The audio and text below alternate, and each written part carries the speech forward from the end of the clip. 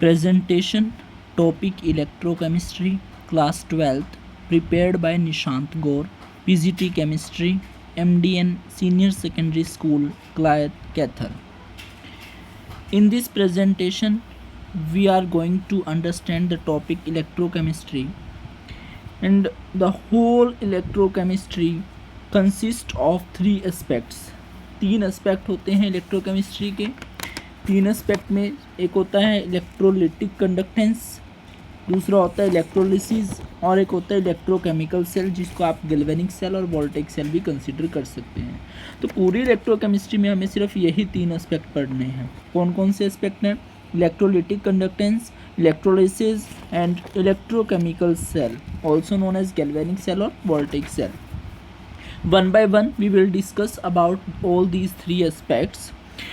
To know about all these three aspects, we must know what is electrochemistry and what is the basis of electrochemistry. So the basis of electrochemistry is redox reactions. Redox reactions is the complete topic or unit we had studied in earlier classes and +1 class. We have studied the whole complete unit for redox reactions. Now redox word consists of two words. One is red and second is ox. The red means here reduction and ox means here oxidation. Means redox reactions are those chemical reactions in which oxidation and reduction takes place simultaneously. मतलब एक साथ होते हैं, hand in hand, side by side. उनको हम बोलते हैं redox reaction.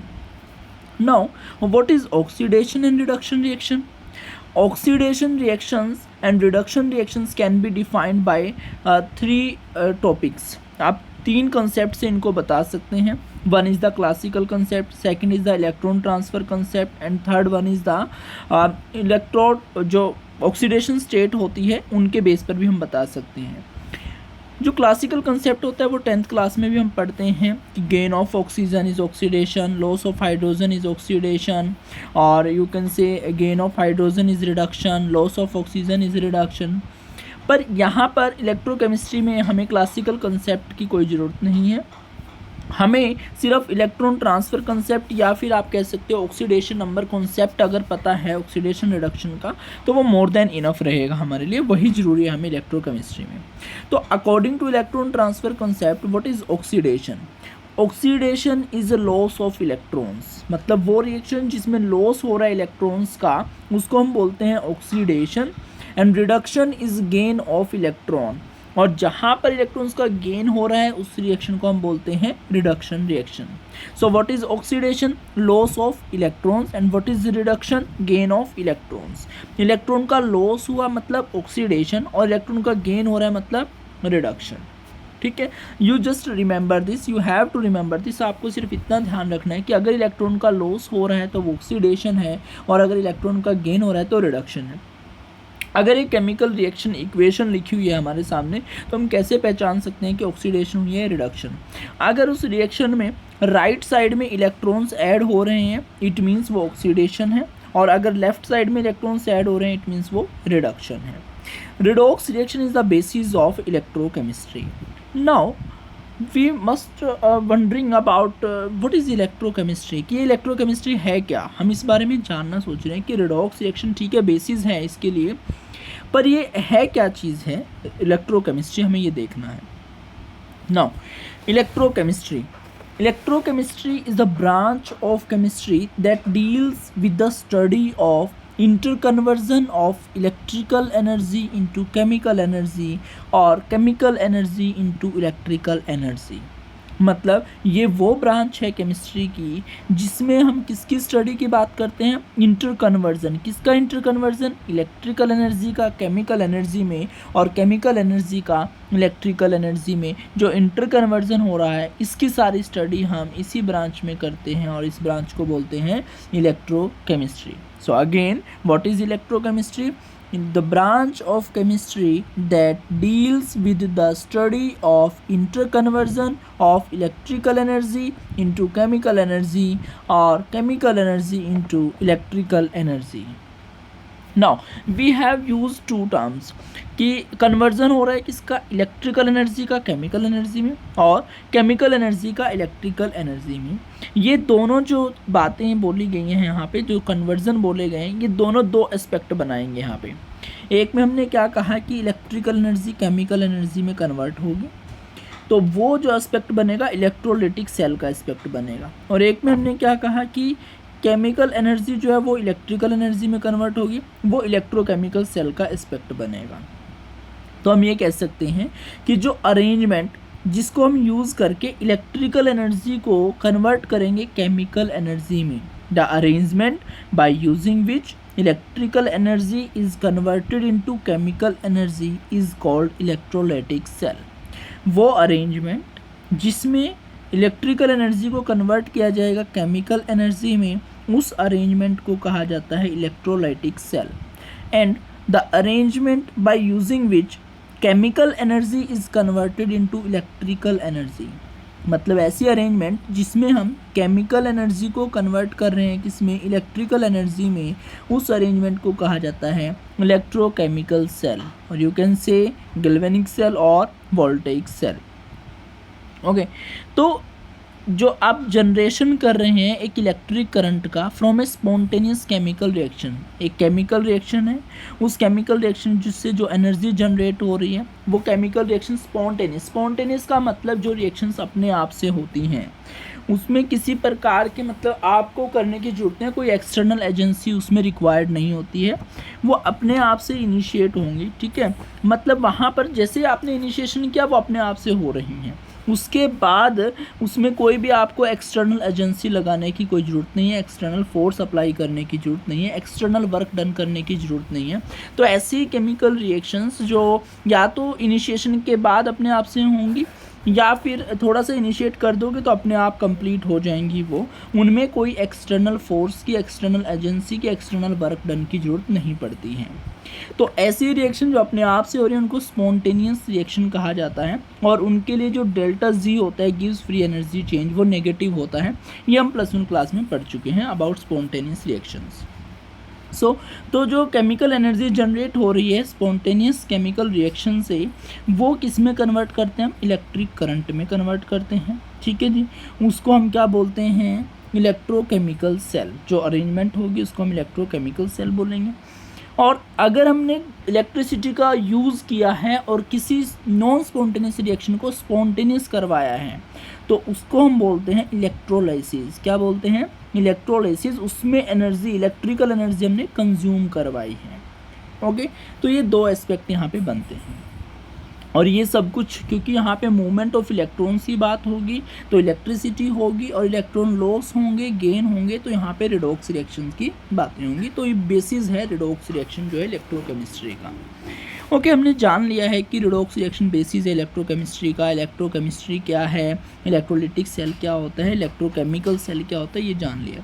लेकिन इलेक्ट्रोकेमिस्ट्री जो है ये इम्पोर्टेंट क्यों है, क्या एप्लीकेशन है हमारी डेली लाइफ में इसकी, वो थोड़ा जानते हैं हम। तो इम्पोर्टेंस ऑफ इलेक्ट्रोकेमिस्ट्री में सबसे पहले हमें समझना चाहिए कि जो बैटरीज सेल हम यूज़ कर रहे हैं बहुत सारे इंस्ट्रूमेंट में, वो सारी इसी की एप्लीकेशन है। जैसे हम रिस्ट वॉच घड़ी जो होती है हमारी कलाई वाली घड़ियाँ होगी, या फिर डिजिटल क्लॉक्स हो गई, वॉल क्लॉक्स हैं, कैलकुलेटर्स हैं, जो हम ये सारी बैटरीज यूज़ कर रहे हैं, सेल यूज़ कर रहे हैं, ये किसकी एप्लीकेशन है, इलेक्ट्रोकेमिस्ट्री की एप्लीकेशन है। मोबाइल फ़ोन्स में जो बैटरी यूज़ हो रही हैं वो भी क्या है, इसी की एप्लीकेशन है।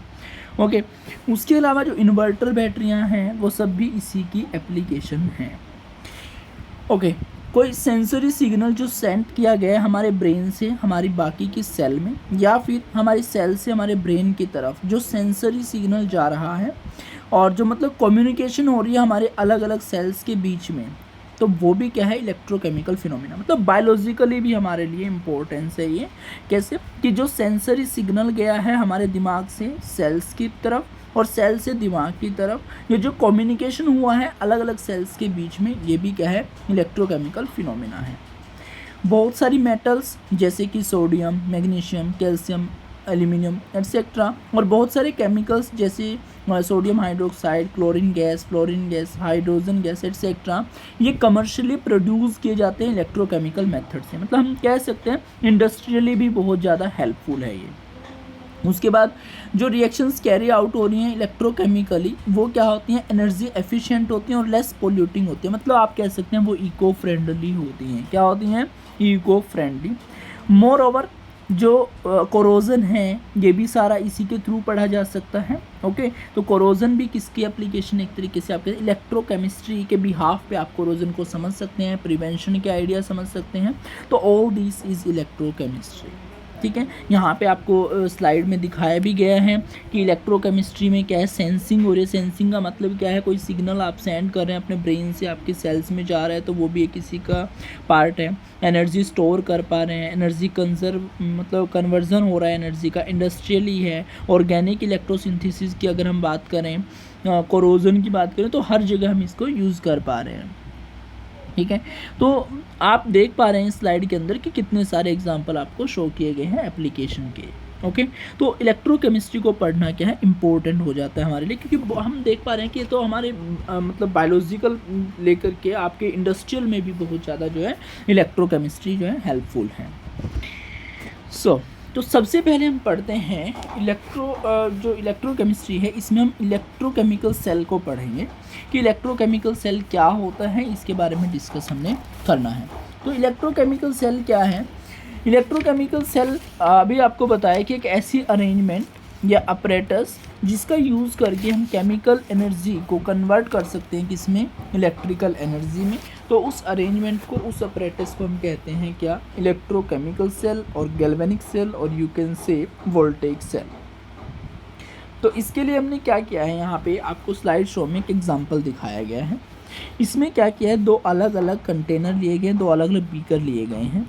ये दोनों बीकर जो है ध्यान रहे नॉन मेटेलिक बीकर लिए हैं, और एक बीकर के अंदर हमने क्या लिया है, जिंक के आयन का कोई सॉल्ट आप कह सकते हैं, जिंक सॉल्ट लिया है, उसका एक्वस सॉल्यूशन लिया है।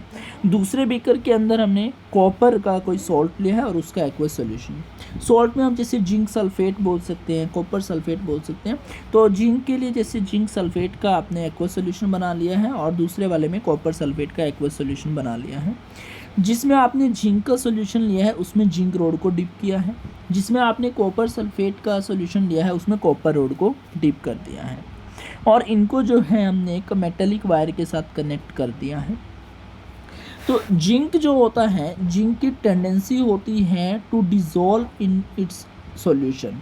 जिंक जो है अपने खुद के सॉल्यूशन में डिज़ोल्व हो जाता है। अगर जिंक डिज़ोल्व होगा तो जिंक जो है Zn2 पॉजिटिव आयंस जो है सॉल्यूशन में देगा। उसकी वजह से जिंक में ऑलरेडी सॉल्यूशन था, तो उसकी वजह से Zn2 पॉजिटिव आयन ऑलरेडी थे जिंक में, और जैसे ही वहाँ पे डिज़ोल्व होगा जिंक, रोड जैसे ही डिज़ोल्व होगी तो वहाँ पे जिंक 2 पॉजिटिव आयन जो है इंक्रीज़ हो जाएंगे, और जिंक जो है जिंक 2 पॉजिटिव में कन्वर्ट हो रहा है सॉल्यूशन में, और इलेक्ट्रॉन्स जो है लॉस कर रहा है। तो जो इलेक्ट्रॉन्स लॉस किए हैं वो फर्दर ट्रैवल करेंगे। ओके, तो यहाँ पे आप कह सकते हो it means single electrode potential generate हो गया है यहाँ पे, क्योंकि जिंक रोड की टेंडेंसी थी अपने खुद के सॉल्यूशन में इलेक्ट्रॉन को लॉस करने की। तो उसने जैसे ही इलेक्ट्रॉन लॉस करे हैं और खुद जो है आयंस में कन्वर्ट हो गया है, तो उसकी वजह से यहाँ पे चार्ज जनरेट हो जाता है, क्योंकि सॉल्यूशन में पॉजिटिव चार्ज बढ़ रहा है, रोड पे नेगेटिव चार्ज बढ़ रहा है, तो उसकी वजह से हम कह सकते हैं सिंगल इलेक्ट्रोड पोटेंशियल जनरेट हो गया है। सिमिलर तरीके से कॉपर की टेंडेंसी होती है to deposit on its rod, अपनी जो रोड है ये कॉपर की, इसके ऊपर डिपॉजिट होने की। तो जो कॉपर 2 पॉजिटिव आयन सॉल्यूशन में प्रेजेंट हैं वो जा कर के कॉपर रोड के ऊपर जो है डिपॉजिट हो जाएंगे bye gaining the electrons, electron को गेन करके। उसकी वजह से सॉल्यूशन में नेगेटिव चार्ज बढ़ जाएगा। सल्फेट आयन आपके से अगर आपने कॉपर सल्फेट का सॉल्यूशन लिया था तो कॉपर 2 पॉजिटिव तो जा कर के रोड पे जो है डिपॉजिट हो गया एज कॉपर, और सल्फेट आयन पीछे से बचे हैं, तो आप कह सकते हैं नेगेटिव चार्ज जो है वो जनरेट हो जाएगा। इट मीन्स यहाँ पर भी क्या हो रहा है, सिंगल इलेक्ट्रोड पोटेंशियल जनरेट हो जाता है। तो इन दोनों सेल्स की अगर कॉम्बिनेशन की हम बात करें, now the combination of these two single electrode potential will give rise to a electrochemical cell. तो जैसे इन दोनों सिंगल इलेक्ट्रोड पोटेंशियल को हम कंबाइन कर देते हैं तो यहाँ से एक इलेक्ट्रोकेमिकल सेल जनरेट होगा। फ्लो ऑफ इलेक्ट्रॉन होगा जिंक से लेकर के कॉपर रोड की तरफ, और जिस तरफ इलेक्ट्रॉन फ्लो कर रहे हैं तो करंट जो है उसके अपोजिट डायरेक्शन में फ्लो करेगा। स्लाइड शो में आपको दिखाया भी गया है कि इलेक्ट्रॉन का फ्लो जिंक से कॉपर की तरफ है और करंट जो है कॉपर से जिंक की तरफ है। कन्वेंशनली ऐसे ही होता है कि करंट जो है अपोजिट डायरेक्शन में होता है इलेक्ट्रॉन के फ्लो के। लेकिन कुछ टाइम के बाद जो ये सेल है काम करना बंद कर देगा, क्योंकि यहाँ पे जो सिंगल इलेक्ट्रॉन पोटेंशियल जनरेट हुए थे ये एक टाइम पर आकर के इक्वल हो जाएंगे, बैलेंस हो जाएंगे। तो इलेक्ट्रॉन जिंक की तरफ से लॉस होना और कॉपर की तरफ इलेक्ट्रॉन गेन होना जो है बंद हो जाएगा एक टाइम के बाद। तो हम कह सकते हैं जो ये सेल है वो काम करना बंद कर देगा। तो उसी चीज़ को दूर करने के लिए, इस समस्या को सुलझाने के लिए, to get rid of this problem, इस प्रॉब्लम से छुटकारा पाने के लिए यहाँ पर एक इन्वर्टेड यू शेप दोनों सॉल्यूशन के बीच में लगाई गई है, जिसके नीचे सॉल्ट ब्रिज लिखा गया है। आप ध्यान से देखें अपने स्लाइड्स के अंदर कि सॉल्ट ब्रिज यहाँ पे लिखा हुआ है। तो जो ये इन्वर्टेड यू शेप ट्यूब है, उल्टे यू शेप की ट्यूब है, इसको सॉल्ट ब्रिज कहते हैं।